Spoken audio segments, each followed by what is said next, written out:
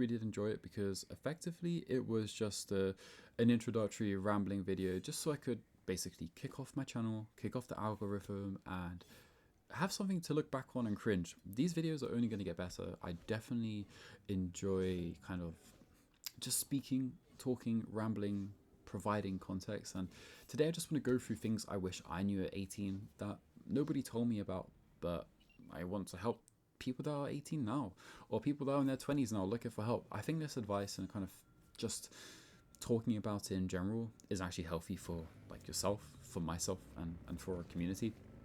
So to kick off, when I was 18, one thing I really wish I knew is kind of money mistakes were just part of education of life. Like my granddad always used to talk to me about like the school of life, and he always said I'm a member of the school of life. I didn't go to university. I didn't go to school. He like dropped out when he was 12, like or 13. I mean, he is my granddad, so you know he's 70 plus years old.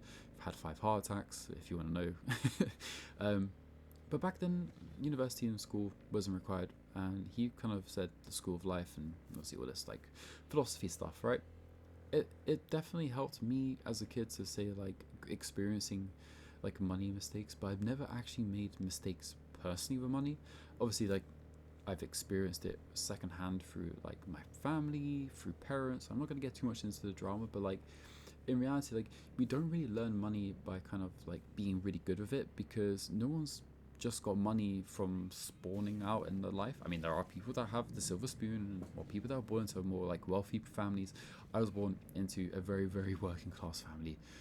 I had to learn through my parents messing up, and through that, a lot of my kind of impressions out of money was like save, save, save, save, and then also had to learn to invest and all this other stuff like I did from a very long time. But nobody explained what money was to me, and people would like shame you for like wanting it and trying to have more of it. It felt like, and for me, it's more of like a when I'm 24, I've been working since I was 15. I knew the value of money. I knew what things were like part of kind of growing up, but no one helps kind of put in those parameters of like you need to be good with your finances. You don't want to have a credit cards and debt because that is going to spiral out of control, and if you can't make your payments, you're really going to be in that debt snowball, and then it's going to impact your future life and you're wanting to have a mortgage, have kids, or get a car, whatever the things are going to be. And not to say like no one's ever told me directly about that. I have had to learn by just existing and being part of it. But like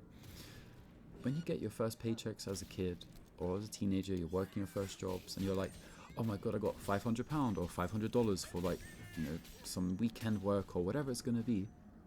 Don't throw that away. Save it, put it into an account, put it into an investment, because when you're young, you need to think ahead. You might not at the time think about it, but you're too glued to TikTok or whatever, but just be smart with your money. Like, don't think of the I'll sort it out later mentality, or I have a penny, I'll spend a penny type of mentality. Learning to budget now or manage finances are really important. Obviously, I'm going to tell you as well, you're young, you can make mistakes, and that's just part of life and growing up. But don't throw it away on Uber. Don't throw it away on clubs and nights out and Uber Eats and all the rest of it. It never comes back. But if you put it away, it's going to protect you. It's going to be there for you. So just try not to throw it away. And kind of moving on from financial things to friendships. Friends, you're going to naturally just drift apart about it. And it's not always because of a drama or some issues with life, like people are just incompatible anymore. It's not that. Ultimately, what I've known since growing up, I've had my core group of friends. Obviously, in school, there was more friends because you see them every day, right? You don't see them every day when you leave school or when you leave university. I left school at 18, did 2 apprenticeships, had work, done loads of stuff in between. I've hardly really seen my friends that much. Like, they ain't part of my life as much as they were in school, but they really shouldn't be. Likewise for myself, I'm not like as present in their lives either, but I mean, I'm someone who likes his own like kind of personal space and his own life, and I don't really live for other people's like validation or life to be part of it. And as you get older, like the proximity of your friends is going to decrease, right? You're going to move out of town, you're going to move elsewhere, you're going to chase things in life, most likely, or do different paths. You're all different people. So growing apart doesn't mean you're like failing as friends or there's like some sense of like betrayal to your friendships or your group of people that you always were speaking to at school. Like I speak to the same people every day in my WhatsApp group. I probably haven't seen their faces in God knows how long. Is that us being bad friends? No, we have lives. They will have like things they're doing, whether it's studies, relationships, jobs, if not all of them. I'm one of those. I had everything going on, so we have loads of different things, and it's like, don't worry about like them kind of drifting apart. Like, yes, you can still be active through text, but like sometimes forcing old friendships can actually just like hold you back from either leveling up or pursuing that next thing. Because I realize like maybe between that like period of like 18 to 20, maybe 21, a lot of the people that were like best friends actually just didn't align with myself anymore in terms of like what I want to do in life and the kind of direction I want to go in, or they don't have the same goals or like just the same hunger for kind of existing or thriving. And just rest with me for 1 second whilst I take a sip of my monster because I'm very thirsty. But sometimes you don't need to like let go in terms of like send them a message and say, oh, this is over, I'm done with you guys, blah blah. You don't need to do it. Sometimes you just need to let go completely. Don't have to message them. You could just kind of let things naturally drift apart if that's the way it's happened. It's more than likely going to happen that way because it happened to me. I'm still very close with my friends, but like not all of them.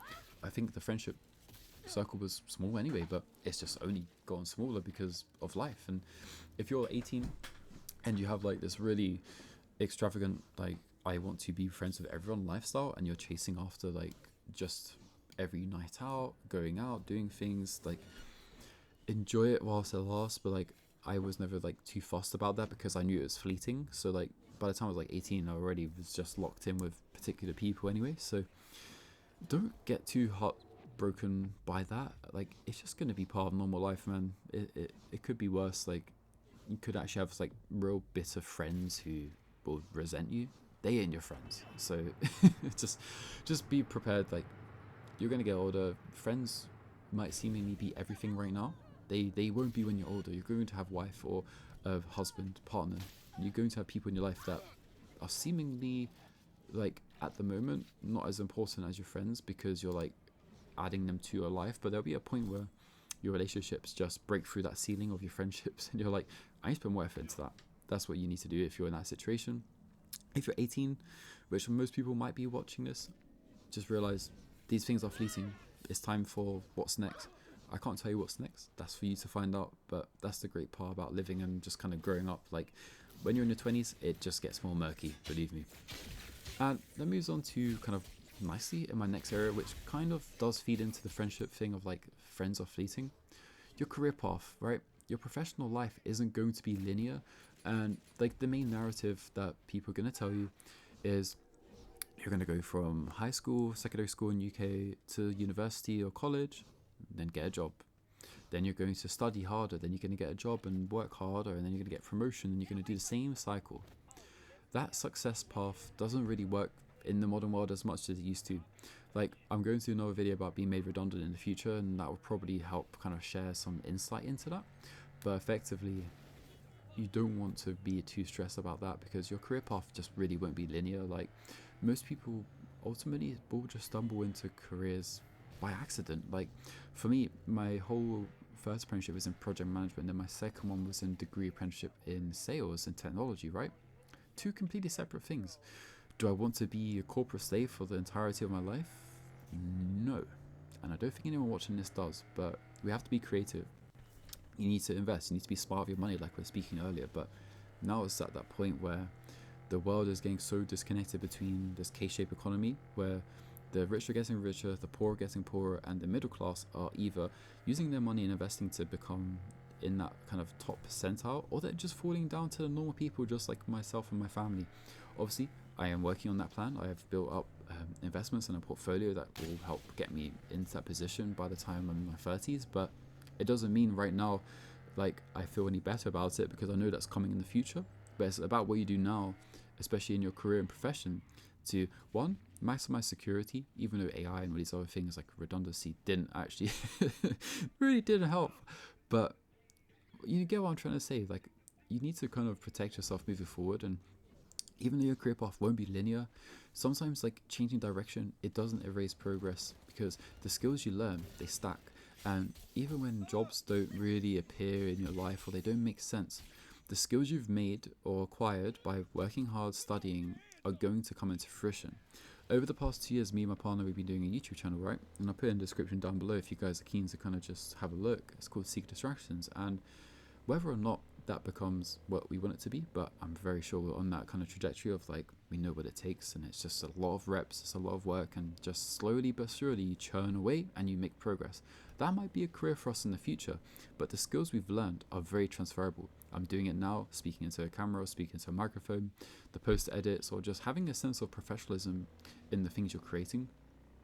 It's going to be kind of replicating across other areas of your life. And I found that as well myself with my career of like, now that I've been doing more stuff around being creative, using digital media and using like different editing tools, or learning how to be more kind of confident on camera and speaking to people, my job in sales is to speak to people. This Doing this right now is helping me get better, believe it or not. So for people who are kind of going through this whole thing of like, I'm 18, my career path kind of is laid out in front of me in the traditional sense, but in reality it's going to be a zigzag. Use the skills and the time now to build those skills and develop them further. Now, this brings me on nicely to the next point around mental health. It's not an optional thing for you at all, full stop. You can't ignore it because it will eventually collect interest. And take this from someone who is autistic. I had a serious burnout last year. I mean, I'll go into the whole autism thing when I want to, but at the end of last year, I had like serious burnout. Not like burnout where people can just hop on the couch, lay about, and just slowly kind of regain normality. For people who are autistic and neurodiverse, I mean, it sucks because when you have what we have, like that level of burnout, it's like burnout times 10, times a million. It's not fun. I've always prioritized my mental health, or I've tried to. I wouldn't say I'm like the best at like managing it, despite going to therapy and doing CBT as well and doing all these other things. Like, just because of the person I am and being high anxiety, probably because of my mom and my parents and my upbringing, it's hard. I've definitely got better at it over the years. Like I used to be a very depressive, anxiety driven kid. Like when I was 18, I was a mess. I mean, I still am probably now, but I'm just know ways in which it presents itself. And this is me kind of explaining the ways in which I've been developing with it. And it's like, when you're burnout, it doesn't mean you're lazy. It's just like mental overload or physical overload too. But like, it means there's either too much on your plate, or you're not processing what's going on in the world or what's going on right now in your life at this very moment enough to allow your nervous system or your body to just kind of relax. You're so far on the other side where it's actually tense, stress, and just shutting down. I've had that before, and it's not fun. However, mental health will affect your money, it will affect your relationships, and it affects your work. Whether you're in university or in a career, or you're working a blue collar job and you're actually putting your body on the line for your job. Firstly, my hat goes off to you, because like I would probably die because it would suck to do that kind of stuff. But you get my point. Like it's not going to be easy, but like managing that and just being able to kind of go like, this is a new way of looking at things. Like if, for example, therapy, it wasn't for like a crisis situation of like, oh my god, it's so bad, I'm going to go speak to someone. Like I did actually get that bad, but then when I realized what I was doing, I was like, oh, I should have been here way earlier. I should have spoke to someone much sooner, because it got to a point where I was very depressive and just not, I don't say like suicidal, but like, I wouldn't say like to the point of just being just purely depressed and down, but it definitely impacted other areas, and it impacted my work, impacted my relationship, but also just impacted how present I was for people in my life. And I just realized like, if I was, 18 instead of 24 or 23 at the time, I could have learned how to be more like aware of my emotions in a way that I could regulate them. I was always aware of them, but I never knew how to regulate them. And that's one thing when you're 18 you don't think about, because you're like taking the world by the scruff of the neck, and you're just like, oh, this will kind of always be this way. It won't be that way. And just learn to kind of regulate stuff and basically become better at being yourself, I guess, is the nicest way I'm trying to say this. Like, easier said than done, I get it, but it's something that people probably don't really just take into account as much as they should do. Now, the last point, my voice is breaking because I need a drink. So, the last point before I take this tip of monster, nobody is watching you as closely as you think. Now, this might be a big relief for some people. Some people will go, "What the hell are you on about?" Some people would be like, "Oh, well, yeah, obviously." Now, most people in the world, especially now with social media, with TikTok, with short form content, with people's minds being absolutely zapped and kind of put into dust because they're too busy scrolling. They're not busy doing other stuff, right? They're not caring. They don't care about you. They don't care at all. They have things that they're doing that are way more interesting, like on your phone. Or, for example, if we go back to an earlier point, we're talking about friends. If your friends are judging you for doing something new, different, creative, or trying something for yourself, you're putting money into a particular project on stocks or shares or crypto, you're putting time and effort into a hobby like jiu-jitsu for me, for example, or you're putting effort into a YouTube channel like Seeker Distractions or the one you're watching this very moment.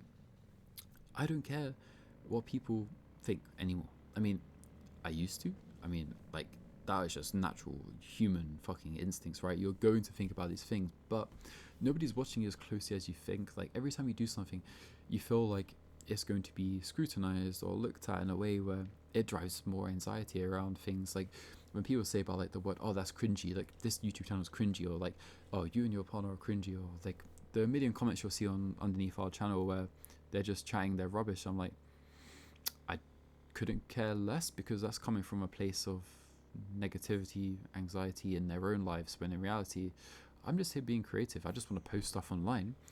If one person fucking likes this video, comments and says, "Oh, I really agreed with point 2 and 3, but number 4 maybe not so much, and here's why," I would be more happier with that than you could believe, because that is just literally what all this is about. It's like, don't take things too crazily when it comes to just creating these like things online, or just having a sense of independence. Like, when you're 18, you have the whole world ahead of you.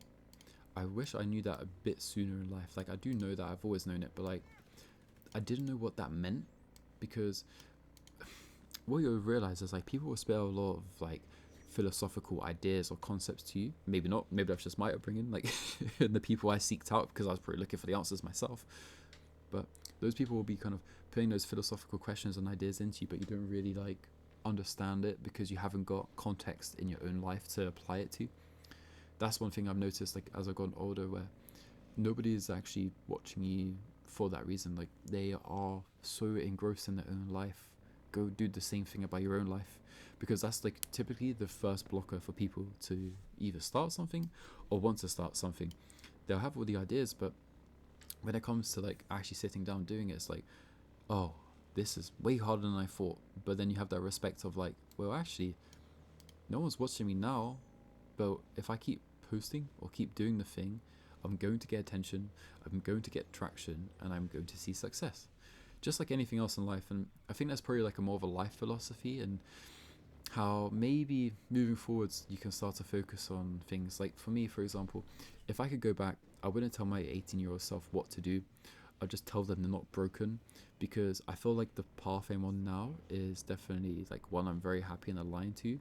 Obviously there's things I would change, but like, that's just natural life. Like, for example, work and career, I would have told the 18-year-old version of me, go into like computer science or do something like I had the inkling for when I was maybe like 16, 17, doing like GCSEs, A levels for those in the UK, or high school for those in the US.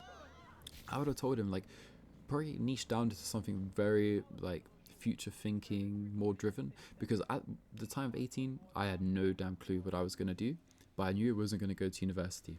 So I hope you guys did enjoy this kind of rambling about like, if I was 18, what I would do again, or how I'd help kind of 18-year-olds moving forwards. Just things I wish I knew, because there are like a million things like I wish I knew, and we could probably distill those down further like into more individualized videos. So leave a comment down below for any like kind of comments or feedback around things that you want to see moving forwards, especially like if you're 18 now, 20 or whatever. Even if you're 30, like, I'm hoping I can give feedback, because one thing I've always had in my life is people tell me I'm definitely wiser beyond my years, and I've always acted that way. Now I'm 24.